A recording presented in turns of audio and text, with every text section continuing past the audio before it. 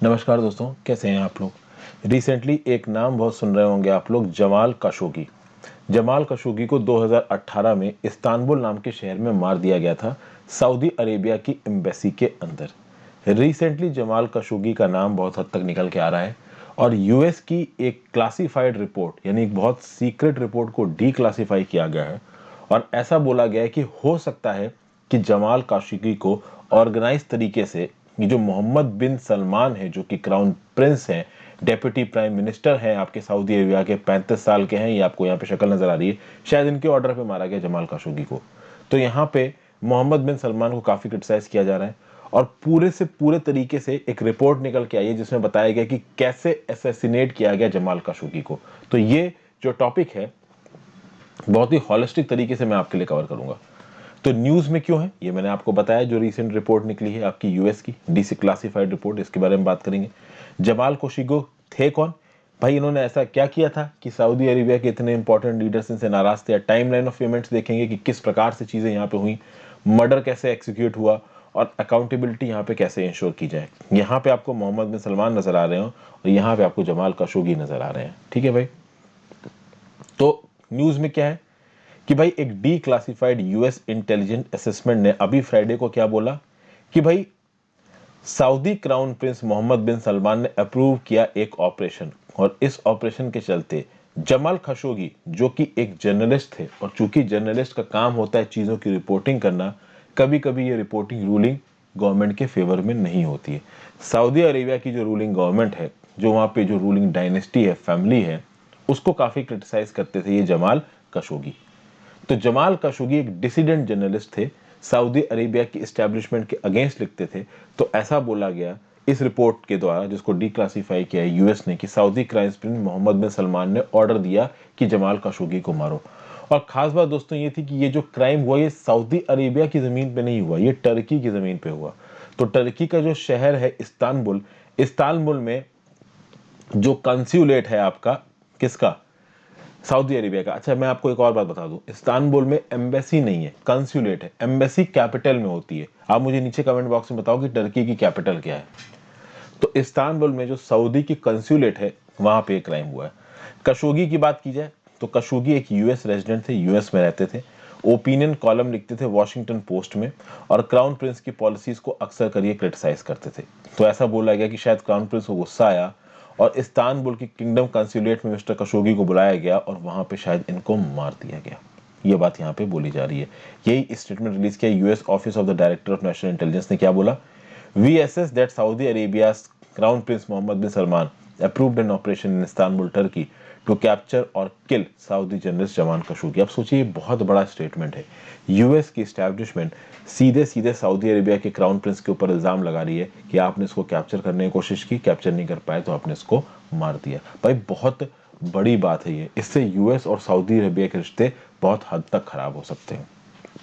Report का front page आपको नजर आ रहा है। Office of the director of national intelligence ने assessing the Saudi government's role in killing of Jamal Khashoggi नाम की इस रिपोर्ट को रिलीज किया। आगे बढ़ने से पहले वीडियो पे लाइक का बटन, अगर अब तक आपने इस वीडियो को शेयर नहीं किया कर दीजिए, इस चैनल को शेयर और सब्सक्राइब नहीं किया तो कर दीजिए। इस प्रकार की जो वीडियोस हैं ये इन्फॉर्मेटिव तो हैं ही और कहीं ना कहीं थोड़ी मसालेदार भी हैं। थोड़ा इस तरीके की स्टोरी टाइप की उसको सुनने में मजा भी आता है। तो वीडियो को तो शेयर करिए, साथ साथ दोस्तों टेलीग्राम ग्रुप ज्वाइन कर लीजिए, आपको इस लेक्चर की पीडीएफ वहाँ पे मिल जाएगी और भी जो मैं करंट अफेयर्स के लेक्चर्स बनाता हूँ, डेली करंट अफेयर्स के एडिटोरियल की, उनकी पीडीएफ मिल जाएगी।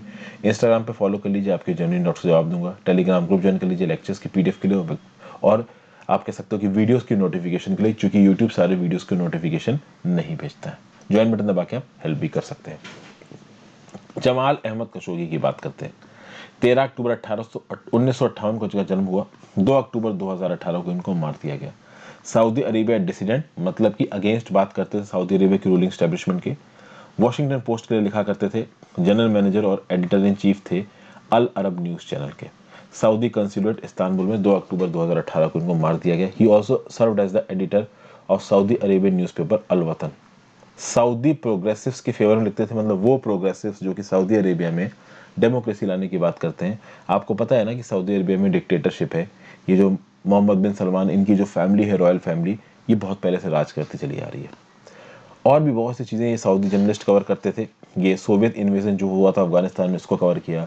Late Al-Qaeda leader Osama bin Laden के बारे में बहुत कुछ लिखा है, सऊदी अरेबिया के बारे में बहुत कुछ लिखा है इन्होंने। अनफॉर्चुनेटली जब सऊदी अरेबिया की रूलिंग एस्टेब्लिशमेंट के अगेंस्ट आप कुछ लिखोगे तो आप सऊदी अरेबिया में टिक नहीं पाओगे। सितंबर 2017 में इनको सऊदी अरेबिया छोड़ के भागना पड़ गया। बाद में सऊदी गवर्नमेंट ने इनको ट्विटर से भी बैन करवा दिया। किंग सलमान और crown prince Mohammed bin Salman के अगेंस्ट बहुत हद तक लिखा करते थे जमाल खशोगी। और ये जो सऊदी अरेबिया ने यमन में हौदी रबेल्स के अगेंस्ट जो जंग सी छेड़ रखी ना, इसको भी बहुत ओपनली क्रिटिसाइज किया जमाल खशोगी ने। जमाल खशोगी को नाम किया गया था as the Time magazine person of the year for his work in journalism. यहाँ पे आप देख सकते हो person of the year Time guardians of the truth की कैटेगरी के अंदर जमाल खशोगी को भी यहाँ पे टाइम मैगजीन के फ्रंट पेज पे दिखाया गया। अब देखते हैं कि भाई किस प्रकार से यहाँ पे जमाल खशोगी सऊदी अरेबिया से निकले, किस प्रकार से इनके असैसिनेशन को प्लान किया गया और क्या अभी न्यूज निकल के आ रही। जून 2017 से लेकर फरवरी 2021 तक सऊदी अरेबिया का क्या कहना है, सऊदी अरेबिया ने क्या किया, टर्की का यहाँ पे क्या रोल है, सेंट्रल इंटेलिजेंस एजेंसी का क्या बोलना है, व्हाइट हाउस यानी प्रेसिडेंट क्या बोल रहे हैं यहाँ पे यूएस के, और यूएन ह्यूमन राइट्स रिपोर्ट्स क्या बोलती हैं सऊदी अरेबिया के बारे में। अगर आप बात करो तो सऊदी अरेबिया से छोड़ के जमाल खशोगी निकले वाशिंगटन डीसी के लिए। प्रॉब्लम ये हुई कि जब ये इस्तांबुल गए 2018 में, इस्तांबुल गई अपनी सेंगीज के साथ। सेंगीज कौन है, जमाल खशोगी की फियांसी है, इनकी मंगेतर थी। तो इस्तांबुल के कंसुलेट के बाहर ये दोनों लोग पहुंचे। सेंगीज बाहर ही थी। जमाल खशोगी ने उनको बोला कि मैं थोड़ी देर में वापस आता हूं। सेंगीज बाहर कार में रही और जमाल खशोगी एंट्री मारते हैं कहां पे, कंसुलेट की बिल्डिंग में दोपहर 1:14 पे। यहाँ पे देखिए कि जमाल खशोगी यहाँ पे एंट्री मारते नजर आ रहे हैं इस्तांबुल के कंसुलेट में। अगर आप एयर व्यू देखो तो ये सऊदी कंसुलेट है इस्तांबुल में और ये वो दरवाजा है जहां से एंट्री मारते नजर आ रहे हैं जमाल खशोगी। अब भाई 2 अक्टूबर को इस दरवाजे से एंट्री करते तो नजर आए जमाल खशोगी, एग्जिट करते नजर नहीं आए। सीधी सीधी बात है, अगर आपने एंट्री की है तो आपने एग्जिट भी तो करी होगी ना भाई। ऐसा तो है नहीं कि एंट्री यहां से करो और बहुत सीक्रेट तरीके से पीछे से आपको बाहर निकाल दिया, ये तो होगा नहीं। सिंपल सी बात है, अगर एंट्री करते वक्त की फुटेज है तो एग्जिट करते वक्त की भी फुटेज होनी चाहिए। यहां पे हुआ ये कि अंदर तो गए, ये बाहर नहीं आए। जब ये बाहर नहीं आए तो भाई पूछा गया कि भाई जमाल खशोगी कहां बाहर गायब हो गए। तो शुरुआत में जो सऊदी अरेबिया के जो ऑफिसर्स थे इस्तांबुल में, उन्होंने बोला कि भाई ये तो जमाल खशोगी बिल्डिंग छोड़ के निकल चुके हैं। ठीक है ना भाई, ये अलग बात थी कि खशोगी गायब हो गया है, ये बात मानी किसने, आपके जो सऊदी कंसुलेट थी इस्तांबुल ने। But at the same time उन्होंने ये बोला कि भाई इस्तांबुल में जो सऊदी कंसुलेट थी उसको उन्होंने छोड़ दिया था, बट सीसीटीवी कैमरा में कब खशोगी ने सऊदी कंसुलेट को छोड़ा ये कहीं पता ही नहीं चला। तो भाई ये सारा कांड टर्की में हो रहा था, तो टर्की के फॉरेन मिनिस्टर ने सऊदी अरेबिया के एम्बेसडर को बुलाया अंकारा में और पूछा कि भैया खशोगी तुम्हारी कंसुलेट में से कैसे एकदम से गायब हो गया।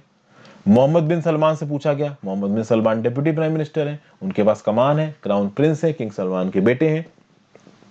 तो मोहम्मद बिन सलमान का बोलना है कि खशोगी कंसुलेट के अंदर नहीं है। और मोहम्मद बिन सलमान ने बोला कि अगर आपको डाउट है, शुरुआत की बात बता रहा हूं जब ये कांड शुरू हुआ था, अगर आपको डाउट है तो आप सऊदी कंसुलेट के अंदर जाके चेकिंग कर सकते हैं। आपको पता है ना कि जो एम्बेसीज होती हैं, कंसुलेट होती हैं, दे आर फॉरेन लैंड्स। जैसे कि मान लीजिए इंडिया की एम्बेसी है यूएसए में, तो यूएसए में जिस जमीन पे इंडिया की एम्बेसी होगी ना, वो इंडिया का इलाका होगा। वहां पे यूएस की पुलिस, यूएस की आर्मी नहीं घुस सकती। उसी प्रकार से सऊदी अरेबिया का जो कंसुलेट है टर्की में, वो सऊदी अरेबिया का इलाका है, वहां पे टर्की की पुलिस, आर्मी नहीं घुस सकती। लेकिन मोहम्मद बिन सलमान ने बोला कि अगर टर्की की अथॉरिटीज सऊदी कंसुलेट के अंदर आके चेकिंग करना चाहते हैं तो दे आर मोस्ट वेलकम, वो अंदर आके चेकिंग कर सकते हैं। ठीक है भाई।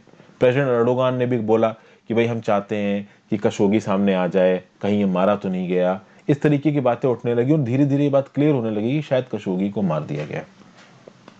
फिर यहाँ पे अर्डोगन ने बोला, अर्डोगन आपको पता है टर्की को लीड कर रहे हैं, अर्डोगन ने बोला कि भाई आपकी एम्बेसी यानी सऊदी अरेबिया की एम्बेसी के अंदर घुसा है खशोगी, तो आप रिस्पॉन्सिबल हो ये बताने के लिए कि खशोगी कहाँ गया, कहाँ। यूएस प्रेसिडेंट डोनाल्ड ट्रम्प ने बोल दिया कि भाई अच्छा सा नहीं लग रहा, खशोगी गायब हो गया। ठीक है। अब भाई यहाँ पे सऊदी अरेबिया ने फाइनली टर्किश अथॉरिटी से बोला कि आओ और चेक करो। टर्किश की मीडिया में बहुत सारी इमेजेस पब्लिश होने लगी टर्की की मीडिया में कि 15 मेंबर का सऊदी असैसिनेशन स्क्वाड आया, कहीं ना कहीं सऊदी कंसुलेट में कुछ अनवांटेड और सस्पिशियस मूवमेंट्स देखने को मिली हैं। शायद ये मूवमेंट्स इसलिए देखने को मिली है कि खशोगी की बॉडी को डिस्पोज किया जा रहा है। इस प्रकार की बहुत सी न्यूज़ बाहर निकल के आने लगी। अंकारा यानी टर्की की कैपिटल और रियाद ने बैठ के यहाँ पे एक ज्वाइंट ग्रुप बनाया और उन्होंने बोला कि भाई चलो ठीक है, खशोगी की डिसअपीयरेंस में हम लोग कोई ना कोई इंक्वायरी करेंगे। ठीक है, फिर आप देखो कि यहाँ पे काफ़ी सारी इंक्वायरी होती है। टर्किश जो टीम है वो सऊदी कंसुलेट के अंदर घुसती है। प्रॉब्लम ये हुई कि जब टर्किश अथॉरिटी सऊदी कंसुलेट के अंदर घुस के उन्होंने इंक्वायरी की तो उनको कुछ एविडेंस मिले, जिन एविडेंस की बेसिस पे टर्किश अथॉरिटीज़ ने बोला कि भाई खशोगी को सऊदी कंसुलेट इस्तांबुल में ही मारा गया है। और जैसे खशोगी ने एंट्री मारी कुछ मिनट्स के अंदर ही उसकी मौत हो गई, उसको मार दिया गया सऊदी कंसुलेट में। ठीक है भाई, 2 अक्टूबर को उसको मारा गया है। बाद में जब सऊदी अरेबिया के ऊपर इंटेंस प्रेशर पड़ा, सऊदी अरेबिया को भी यह मानना पड़ा कि हाँ भाई खशोगी को सऊदी कंसुलेट के अंदर मारा गया। अब यहां पे साफ साफ बात यह है कि रॉयटर्स, ठीक है, यूएस की ये रिपोर्ट बोल रही है कि इसको मारने का ऑर्डर मोहम्मद बिन सलमान ने दिया था। लेकिन अब मोहम्मद बिन सलमान तो राजा है ना सऊदी अरेबिया के, भले ही अभी राजा नहीं है बट वो आगे राजा बनेंगे। मोहम्मद बिन सलमान के ऊपर इल्जाम नहीं लगाया जा सकता। तो बिल किसी और के ऊपर फाड़ना है तो किसको फाड़ा गया? तो भाई सऊदी कंसुलेट में काम करने वाले 18 सऊदी नेशनल्स के ऊपर बिल फाड़ दिया गया कि ये लोग रिस्पॉन्सिबल हैं किसको मारने के लिए? खशोगी को मारने के लिए। 5 ऑफिसर्स को तो उनकी नौकरी से भी निकाल दिया गया। ठीक है, तो कुल मिला के यहाँ पे अब तक क्लियर ये चीज हो चुकी है कि सऊदी अरेबिया की कंसुलेट के अंदर खशोगी को मारा गया है। मोहम्मद बिन सलमान ने ऑर्डर दिया है, लेकिन जो लोकल अथॉरिटीज थी सऊदी कंसुलेट की वो बोल रही थी नहीं भाई मोहम्मद बिन सलमान को कुछ भी नहीं पता है, हमारे यहाँ पे काम करने वाले जो 18 लोग हैं इन्होंने मारा खशोगी को। अब इन्होंने कैसे मारा खशोगी को, इसके ऊपर एक अलग डिबेट शुरू हो गई, इसके ऊपर अलग इंक्वायरी शुरू हो गई। ये कुछ उन 11 लोगों की फोटोज हैं जिनके ऊपर इल्जाम लगाया कि खशोगी को मारने में इनका हाथ था। सऊदी अरेबिया ने फाइनली 11 लोगों को इंडिक्ट किया और बोला कि ये 11 लोग खशोगी के मर्डर के लिए रिस्पॉन्सिबल हैं। और यहाँ पे साफ साफ सऊदी अरेबिया ने बोल दिया कि मोहम्मद बिन सलमान को इस पूरी एक्टिविटी के बारे में कुछ भी नहीं पता था। हालांकि CIA, सेंट्रल इंटेलिजेंस एजेंसी की इंटेलिजेंस सर्विस क्या बोलती है कि खशोगी को मारने के ऑर्डर मोहम्मद बिन सलमान ने दिए। प्रेसिडेंट ट्रंप ने यहां पे कुछ भी बोलने से मना कर दिया। सऊदी अरेबिया के फॉरेन मिनिस्टर अदैल उल जुबैर ने बोला कि मोहम्मद बिन सलमान निर्दोष है, इनको कुछ भी नहीं पता था कि वहां पे क्या हो रहा है। यूनाइटेड नेशंस के चीफ एंटोनियो गुटेरेस ने क्या बोला कि एक क्रेडिबल इन्वेस्टिगेशन होनी चाहिए ये पता करने के लिए खशोगी का मर्डर कैसे हुआ। White house at the same time US president के ऑफिस से एक रिलीज निकल के आती है जब ट्रंप प्रेसिडेंट थे कि भाई यूनाइटेड स्टेट्स और सऊदी अरेबिया के रिश्ते बहुत अच्छे हैं, इनको हमें आगे अच्छा करना है, हम दोनों स्ट्रेटेजिक पार्टनर्स हैं। ठीक है भाई, 11 सस्पेक्ट्स का मर्डर ट्रायल शुरू हुआ सऊदी अरेबिया में जिसमें 5 लोगों को मौत की सजा सुनाई गई। यूएन ह्यूमन राइट्स बॉडी ने बोला कि भाई ये जो सऊदी अरेबिया में ट्रायल चल रहा है ये सही नहीं है, खशोगी को इंसाफ अगर देना है तो ट्रायल न्यूट्रल तरीके से चलाइए, सऊदी अरेबिया के अंदर का ट्रायल सही नहीं है। तो यहाँ पे देखिए UN team led by Agnes Callamard, special rapporteur on extrajudicial summary और arbitrary executions began investigations into the murder। तो खशोगी के मर्डर में इन्वेस्टिगेशन शुरू कर दी एक यूएन टीम ने जिसको हेड कर रहे थे Agnes Callamard. Crown prince Mohammed bin Salman ने यूएस मीडिया को इंटरव्यू दिया और उसमें बोला कि भाई मेरा कोई लेना देना नहीं है खशोगी की किलिंग के साथ, बट चूंकि मैं इस देश का लीडर हूं तो मैं पूरी रिस्पॉन्सिबिलिटी लेता हूं। 11 लोगों के खिलाफ जो केस चल रहा था सऊदी अरेबिया की कोर्ट में उन 11 से 11 लोगों को गिल्टी माना गया, 5 लोगों को मौत की सजा सुनाई गई। यहां पे अब खशोगी के सन सलाह का स्टेटमेंट निकल के आता है बाहर। सलाह ने ट्विटर को बोला कि भाई चलिए ठीक है, मेरे फादर की जो डेथ हो गई है, जो लोग भी मेरे फादर की डेथ के लिए रिस्पॉन्सिबल है मैं उनको माफ कर देता हूं। बाद में सऊदी अरेबिया के कोर्ट ने 5 लोगों को जिनको डेथ सेंटेंस की सजा सुनाई थी उनकी सजा को 20 साल जेल की सजा में बदल दिया। 29 कंट्रीज ने सऊदी अरेबिया के ऊपर इल्जाम लगाया ह्यूमन राइट्स काउंसिल में। यहां पे देखिए United Nations human rights council को बहुत सारे बेसिस पे क्रिटिसाइज किया गया है। यूएन ह्यूमन राइट्स काउंसिल सही तरीके से काम नहीं करता है, ऐसी बहुत सी कंट्रीज का बोलना है। क्यों बोलना है? क्योंकि अगर आप देखोगे तो Saudi Arabia UN human rights council का मेंबर है, China UN human rights council का मेंबर है, Russia UN human rights council का मेंबर है। चाइना और रशिया जैसी कंट्रीज हमेशा से ह्यूमन राइट्स वॉल्यूशन के लिए जाने जाते हैं और सऊदी अरेबिया के ऊपर भी इल्जाम लगा कि इस प्रकार से सऊदी कंसुलेट में एक जर्नलिस्ट को मार दिया गया तो ह्यूमन राइट्स काउंसिल के मेंबर सऊदी अरेबिया नहीं हो सकता। तो ये भी बीच में बहुत न्यूज़ में रहा है कि इस प्रकार के इल्जाम लगते हैं सऊदी अरेबिया के ऊपर, ये एक डेमोक्रेसी तक नहीं है, इसको ह्यूमन राइट्स काउंसिल का मेंबर आपने कैसे बना रखा है। खैर वो एक अलग बात है, ठीक है ना। अब बाइडेन के अंदर सऊदी अरेबिया के साथ जो रिश्तों की आप कह सकते हो कि पदपाठी है, जो भी रिश्तों का तरीका है होने का, वो थोड़ा कहीं ना कहीं बदल रहा है।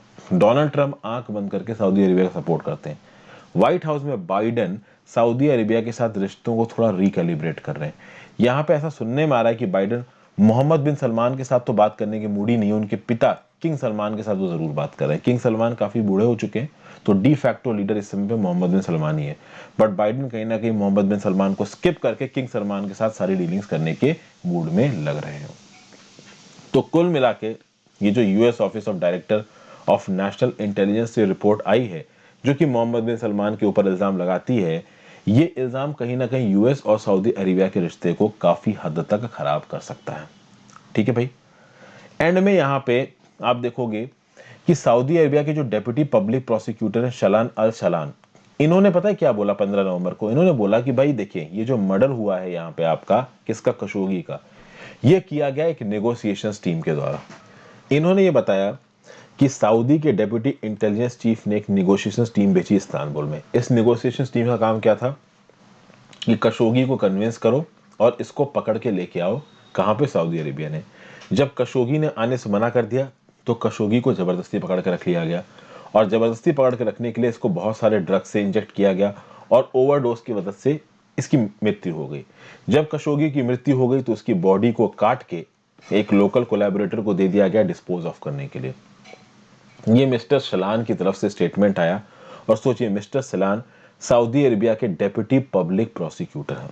तो कुल मिला के यहाँ पे थोड़ा सा चीजों को डाउन प्ले करने के लिए मिस्टर सलान क्या बोल रहे हैं कि भाई एक नेगोशिएशन टीम भेजी गई थी, तो जो एक्स्ट्रा लोग 15 मेंबर की टीम नजर आ रही थी ना सऊदी कंसुलेट में, वो एक्चुअली में नेगोशिएशन टीम थी, ऐसा बोल रहे हैं सलान जी। और कहना है कि इस नेगोशिएशन टीम का काम यह था कि खशोगी से बात करके इसको वापस सऊदी अरेबिया लेके आना, लेकिन जब खशोगी ने आने से मना कर दिया तो उसको ड्रग दे दिया। ड्रग के ओवरडोज की वजह से खशोगी की हो गई मौत, और उसके बाद इसकी बॉडी को इन लोगों ने डिस्पोज ऑफ करवा दिया। और इन सब चीजों के बारे में मोहम्मद बिन सलमान को कुछ भी पता नहीं था, ये बात यहाँ पे बोली जा रही है। फिर एक फॉरेस्ट है, बेलग्राड फॉरेस्ट, ऐसा बोला गया कि यहाँ पे खशोगी की बॉडी को डिस्पोज ऑफ किया गया, तो एक सर्च टीम भी भेजी गई है देखने के लिए कि इसकी बॉडी को कहाँ डिस्पोज ऑफ किया गया है। अकाउंटेबिलिटी की बात की जाए तो भाई यूनाइटेड नेशंस के राइट्स ग्रुप्स बहुत तेजी से मोहम्मद बिन सलमान को यहाँ पे अपोज कर रहे हैं। Saudi Arabia UN human rights council का मेंबर है। इस बात को लेके सऊदी अरेबिया को और ह्यूमन राइट्स काउंसिल को बहुत हद तक क्रिटिसाइज किया जा रहा है। ये फोटो है खशोगी की, जो कि ट्वीट करी हैटिस सेंगिस ने। हैटिस सेंगिस इनकी फियांसे थी। इन्होंने जस्टिस फॉर जमाल करके इस प्रकार की फोटो को ट्वीट किया है। बहुत सारे इंटरनेशनल ह्यूमन राइट्स ऑर्गेनाइजेशन इंसाफ मांग रहे हैं जमाल के लिए, लेकिन अब देखिए जमाल जैसे लोगों को इंसाफ नहीं मिलता। जब आपने एक देश की सरकार के साथ ही पंगा ले लिया, आपको इंसाफ मिलने के चांसेस बहुत कम है। तो देखते हैं इस चीज में क्या निकल के आता है। ये एक रिपोर्ट निकल के आई, इसलिए मैंने न्यूज को आपके साथ कवर किया। Thank you for watching friends, have a great day. I hope आपको कुछ सीखने को मिला होगा। वीडियो को लाइक कर दीजिएगा और अपनी व्यू पॉइंट नीचे कमेंट बॉक्स में जरूर दीजिएगा।